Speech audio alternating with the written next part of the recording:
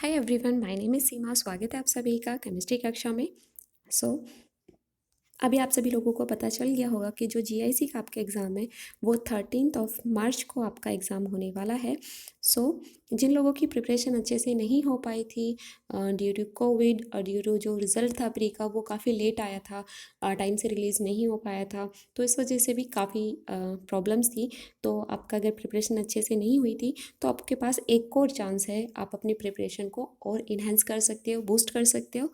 सो ये first thing थी। And second thing is कि आपका जो आश्रम पद्धति का एग्ज़ाम का जो रिज़ल्ट है प्री का वो भी रिलीज़ हो गया है। तो जो एग्ज़ाम है आपका मेंस जो होगा आश्रम पद्धति का वो 1 मई को होगा, तो उसके लिए भी काफ़ी ज़्यादा टाइम है। तो यहाँ पर 2 कैटेगरीज़ बनती हैं कि कुछ स्टूडेंट ऐसे भी होंगे कि जिनका जो एग्ज़ाम है GIC plus mains GIC mains plus आश्रम पद्धति दोनों ही देंगे, ठीक है। यानी कि उनका जो मेंस होने वाला है वो 13 सॉरी मार्च को भी होगा, 13 मार्च को भी होगा और 1 मई को भी एग्ज़ाम देंगे, जिनका जीआईसी मेंस भी हुआ है और आश्रम पद्धति मेंस भी हुआ।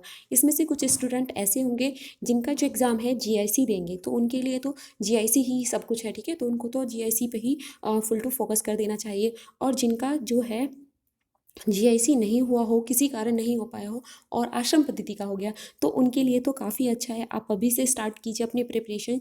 जो आपका आश्रम पद्धति का एग्ज़ाम है उसकी प्रिपरेशन स्टार्ट कीजिए। साथ ही जब आपका 13 मार्च को जो एग्ज़ाम होगा जीआईसी का, उससे एक आइडिया मिल जाएगा कि किस टाइप के जो क्वेश्चंस हैं जीआईसी में पूछे गए हैं।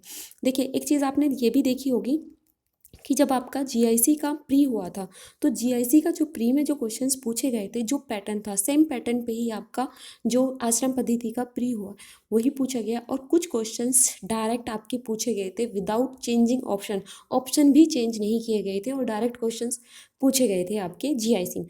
तो काफ़ी ज़्यादा हाई पॉसिबिलिटी रहेगी कि आपको क्वेश्चंस का एक पैटर्न पता चल जाएगा कि किस पैटर्न में क्वेश्चंस पूछे जा रहे हैं और जो आपका एग्ज़ाम का लेवल है वो उसका लेवल कहाँ तक है। यानी कि सिर्फ 12th लेवल तक के ही क्वेश्चंस पूछे जा रहे हैं, कहीं ऐसा तो नहीं है कि बीएससी के जो क्वेश्चंस है लेवल के जो क्वेश्चंस हैं वो भी पूछे जा रहे हैं। और जो डाउट है कि जो 25 मार्क्स के जो क्वेश्चंस होंगे उनमें पार्ट में डिवाइड होंगे या फिर एक ही क्वेश्चन 25 मार्क्स का होगा, या फिर ऐसा हो सकता है कि क्योंकि पॉसिबिलिटीज़ ये हैं कि जो 25 मार्क्स का जो क्वेश्चन होगा उसमें आपका एक क्वेश्चन 25 मार्क्स का नहीं। अकॉर्डिंग टू मी मुझे लगता है कि जो 25 मार्क्स के आपके जो 5 क्वेश्चंस पूछे जाएंगे उनमें एक क्वेश्चन ही 25 मार्क्स का नहीं होगा। हो सकता है कि एक क्वेश्चन 10 मार्क्स का हो और जो एक क्वेश्चन है 15 मार्क्स का, इस तरह से पूछ लिया जाए। यानी कि आपसे क्वेश्चन में पैटर्न में जो के अकॉर्डिंग तो आपसे सिर्फ 5 क्वेश्चन होंगे, लेकिन 5 क्वेश्चन में आपको आंसर 10 क्वेश्चंस का करना होगा, ठीक है। इस तरीके से भी हो सकता है। तो वो सारी चीज़ें क्लियर हो जाएंगी जीआईसी एग्ज़ाम के बाद। तो जो आश्रम पद्धति का एग्ज़ाम देने वाले स्टूडेंट हैं उनको काफ़ी काफ़ी काफ़ी ज़्यादा बेनिफिट मिलने वाला है। अब बात करते हैं जिनका जीआईसी है।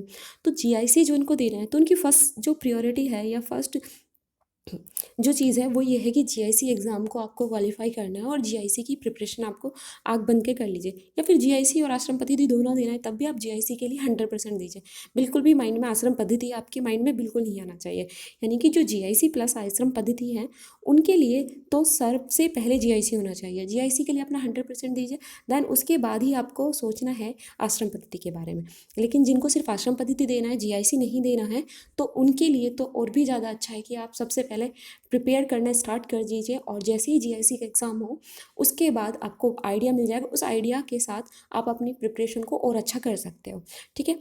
और अगर आप हमारे चैनल पे नए हैं तो आपको बता दूं कि जो मैंने आश्रम पद्धति के एग्ज़ाम से पहले रिजल्ट से पहले भी जीआईसी के लिए कुछ सीरीज़ स्टार्ट की थी। उसमें क्या क्या था कि पीवाईक्यू जो पिछले साल के क्वेश्चंस पेपर थे यूपीपीसीएस के यूपीपीसीएस के वो क्वेश्चंस दिए हैं और कुछ है क्वेश्चन आंसर सीरीज़ भी चलाई थी, ठीक है। तो उसी क्वेश्चन आंसर सीरीज़ को आज हम आगे बढ़ाते हुए स्टार्ट कर रहे हैं ऑर्गेनिक केमिस्ट्री की। तो जैसे आप अगर चैनल को फॉलो कर रहे होंगे तो आपको पता होगा कि मैंने इनऑर्गेनिक केमिस्ट्री के काफ़ी क्वेश्चंस भी सॉल्व भी कराए हैं और उनके साथ ही इनऑर्गेनिक, ऑर्गेनिक और फिजिकल केमिस्ट्री तीनों के क्वेश्चंस भी अलग से प्रोवाइड कराए हैं। तो ये सॉल्यूशन वाली एक नई और वीडियो मिलने वाली है जो ऑर्गेनिक केमिस्ट्री होगी। इसमें हम देखेंगे कि ऑर्गेनिक केमिस्ट्री के जो क्वेश्चंस हैं वो आप किस तरह से सॉल्व करोगे। अगर आपसे क्वेश्चन पूछा गया है 50 मार्क्स में सॉरी 10 मार्क्स में पूछा गया है या 50 वर्ड में पूछा गया है, तो उसका आंसर आप कैसे दोगे। तो ये जो क्वेश्चन है यहाँ पर, विच of the following isomer is more volatile, ortho nitrophenol और पैरा नाइट्रोफिनोल। तो ये जो क्वेश्चन है, इस टाइप के क्वेश्चन की पॉसिबिलिटी है, हाई पॉसिबिलिटी है कि ये जो क्वेश्चन आपको 10 मार्क्स का जो क्वेश्चन है उसमें पूछा जाए। ठीक है, हो सकता है कि ये 10 मार्क्स का एक क्वेश्चन हो भी सकता है, या फिर इसके अलावा ये हो सकता है कि 10 मार्क्स का जो क्वेश्चन एक आएगा उसमें 2 क्वेश्चन सीरीज बना दे ए और बी, और जो ईच क्वेश्चन हो वो 5 मार्क्स की हो। इस तरह से भी पूछा जा सकता है। थर्ड जो थर्ड जो पॉसिबिलिटी है, ये भी हो सकता है कि आपसे जो 10 मार्क्स के हैं उसमें 10 रिएक्शंस पूछ ले या 5 रिएक्शन पूछ ले, 1 2 3 4 5, 2 मार्क्स की एक एक रिएक्शन कंप्लीट कराने के लिए दे दे। इस तरह से भी पूछा जा सकता है। तो ऑर्गेनिक केमिस्ट्री की बेसिकली हम ये सीरीज़ स्टार्ट करने जा रहे हैं।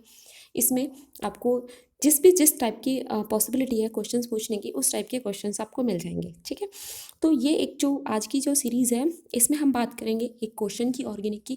अगर आपको लगता है कि क्वेश्चन आंसर जो सीरीज़ है वो आपके लिए बेनिफिट हो सकती है, आपके लिए यूज़फुल हो सकती है एग्ज़ाम पॉइंट ऑफ व्यू से, तो आप कमेंट करके बताइए। हम ये जो सीरीज़ है स्टार्ट रखेंगे। अगर आपको लगता है कि नहीं मैम, हमें सिर्फ क्वेश्चन चाहिए, आंसर्स तो हम लिख सकते हैं, ठीक है, तो उसमें भी कोई प्रॉब्लम नहीं है। तो आप वो भी बता सकते हैं कि मैम हमें सिर्फ क्वेश्चंस चाहिए, आंसर तो हम लिख लेंगे, हमें आइडिया है। तो उसी अकॉर्डिंग हम देख लेंगे कि इसका सेकंड पार्ट आएगा या नहीं आएगा। तो ये आपसे ज़रूर रिक्वेस्ट है कि आप ज़रूर बताइए कि आपको क्वेश्चन आंसर सीरीज चाहिए या सिर्फ क्वेश्चन चाहिए। तो चलिए ये वाला क्वेश्चन एक बार स्टार्ट कर लेते हैं, इस क्वेश्चन को कैसे लिखना है। तो देखिए, जैसा कि आप जानते हो कि ये जो क्वेश्चन है वो बहुत छोटा क्वेश्चन है, आपको 50 मार्क्स में ही 50 वर्ड में ही पूछने के लिए आ सकता है, यानी कि 10 मार्क्स में ही पूछा जा सकता है या फिर 5 मार्क्स में पूछा जा सकता है। इस क्वेश्चन के आंसर को आपको लिखना कैसे, स्टार्ट कैसा करना है, ये हम देख लेते हैं इस क्वेश्चन में। एक और चीज़ इसमें ध्यान रखनी कि जो ये क्वेश्चंस पूछा गया है आपसे, इस क्वेश्चंस को कई तरीके से पूछा जा सकता है। यानी कि जैसे इसमें पूछा गया है, which of the following isomer is more volatile, कौन सा, ऑर्थो नाइट्रोफिनोल है या पैरा नाइट्रोफिनोल। इसके अकॉर्डिंग इसमें पूछ सकता है, जो वोलेटाइल पूछा हुआ है उसके अलावा जो है आपसे पूछा जा सकता है कि बॉइलिंग पॉइंट क्या हो सकता है, कि बॉइलिंग पॉइंट भी पूछ सकते हैं।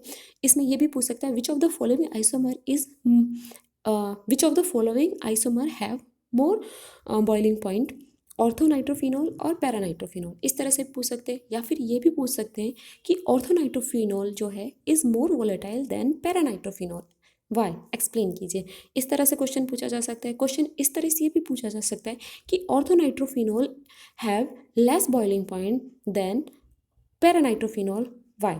इस तरह से पूछ सकता है। तो जो इसका आंसर होगा बॉइलिंग पॉइंट का भी, तो जो कंपाउंड जो है मोर वोलेटाइल होगा उसका जो बॉइलिंग पॉइंट होगा वो क्या होगा, कम होगा। उसका बॉइलिंग पॉइंट क्या होगा, कम होगा। मोर वोलेटाइल, तो मोर वोलेटाइल कौन है, ऑर्थोपैराफिनोल। तो ऑर्थो नाइट्रो जो फिनोल है, सॉरी ऑर्थो नाइट्रोफिनोल जो है उसका बॉइलिंग पॉइंट कम है, क्योंकि वो मोर वोलेटाइल है। और मोर वोलेटाइल क्यों है, क्योंकि उसमें जो है वीक इंट्रामोलिकुलर हाइड्रोजन बॉन्डिंग होती है। इस तरह से आप अपने क्वेश्चन के आंसर को सॉल्व कर सकते हो, आंसर दे सकते हो। ठीक है, तो देखिए स्टार्ट करते हैं इस क्वेश्चन को। तो यहाँ पे क्या दिया हुआ है कि orthonitrophenol is more volatile due to chelation. Chelation इसमें हो रहा है कि यहाँ पर जो ऑर्थोनाइट्रोफिनोल में जो ऑर्थो पोजीशन पे OH ग्रुप लगा हुआ है, ये ग्रुप क्या करता है, ऑर्थो जो OH ग्रुप लगा हुआ है ये इस नाइट्रोजन के साथ हाइड्रोजन बॉन्डिंग में पार्टिसिपेट कर लेता है। इसका जो H है वो हाइड्रोजन बॉन्डिंग कर लेता है। तो यहाँ पर क्या हो जाती है, हाइड्रोजन बॉन्डिंग हो जाती है। और ये जो हाइड्रोजन बॉन्डिंग है वो कौन सी है, इंट्रामोलिकुलर हाइड्रोजन बॉन्डिंग है। उससे पहले आप इस क्वेश्चन में लिख सकते हो कि ऑर्थोनाइट्रोफिनोल क्या है। तो ये ऑर्थोनाइट्रोफिनोल है, इसका मॉलिकुलर फॉर्मूला हो गया, स्ट्रक्चर हो गया। ये पैरानाइट्रोफिनोल है। तो इस तरह से हमने ये दिखा दिया, थोड़ा सा क्वेश्चन की लेंथ बढ़ाने के लिए। ठीक है, उसके बाद हमने दिखा दिया है कि जो ऑर्थोनाइट्रोफिनोल है उसमें क्या हो रहा है, हाइड्रोजन बॉन्डिंग हो रही है। और जो हाइड्रोजन बॉन्डिंग है ये इंट्रामोलिकुलर हाइड्रोजन बॉन्डिंग है। सेकेंडली बात करें हम पैरा की, तो पैरा में क्या हो रहा है, paranitrophenol is less volatile due to strong intermolecular hydrogen bonding. तो यहाँ पर जो हाइड्रोजन बॉन्डिंग हो रही है वो इंटरमोलिकुलर हाइड्रोजन बॉन्डिंग हो रही है, which cause association of molecule. तो यहाँ पर मॉलिक्यूल क्या हो रहा है, एसोसिएट हो रहा है। तो यहाँ पर जो था हाइड्रोजन बॉन्डिंग जो हो रही है, आप यहाँ पर ये भी शो कर सकते हो, जो बॉइलिंग पॉइंट के लिए पूछा जाए कि यहाँ पर इंट्रामोलिकुलर हाइड्रोजन बॉन्डिंग हो रही है, इस वजह से क्या हो रहा है, इसको कम हीट भी देंगे तो ये क्या होगा, कम हीट पे ही वोलेटाइल होगा, यानी कि इसका जो बॉइलिंग पॉइंट है वो कम होगा। जबकि अगर हम बात करें इसमें पैरानाइट्रोफिनॉल की, तो इसमें इंटरमोलिकुलर हाइड्रोजन बॉन्डिंग होने की वजह से ये क्या हो रहा है, एसोसिएट, और इस बॉन्ड को तोड़ने के लिए भी आपको अलग से एनर्जी देनी पड़ेगी, हीट देनी पड़ेगी। दैट्स वाई इसका जो बॉइलिंग पॉइंट है वो होगा ज़्यादा होगा। तो पैरानाइट्रोफिनॉल का बॉइलिंग पॉइंट जो होगा वो ऑर्थोनाइट्रोफिनॉल्स की तुलना में ज़्यादा होगा। और यहाँ पर हमसे पूछा है वोलेटाइल नेचर, तो ये इतना वोलेटाइल नहीं होगा due to intermolecular hydrogen bonding. तो यहाँ पर ये एसोसिएट हो गया तो इतना वोलेटाइल नहीं होगा। तो यहाँ पर आप आंसर क्या दोगे, तो that's why ortho nitrophenol is more volatile than paranitrophenol. ये हो गया। इसके बाद अगर बॉइलिंग पॉइंट पूछा होता तो आप बोल सकते थे that's why ortho nitrophenol have less boiling point than paranitrophenol. तो इस तरह से इस क्वेश्चन के आंसर को आप लिख सकते हो। ठीक है, तो ये एक ऑर्गेनिक केमिस्ट्री का क्वेश्चन था। आई होप ये वीडियो आपके लिए हेल्पफुल रही होगी। कोई सजेशन हो तो वो आप सजेशन भी अपना दे सकते हो। इस आंसर को और किस तरह से इम्प्रूव कर सकते हो वो भी आप लिख सकते हो कि इसमें क्या चीज़ें और ऐड की जा सकती थी, सो डैट कि और स्टूडेंट को भी फ़ायदा हो। ठीक है, तो आई होप ये वीडियो आपके लिए हेल्पफुल रही हो। All the very best. Thank you.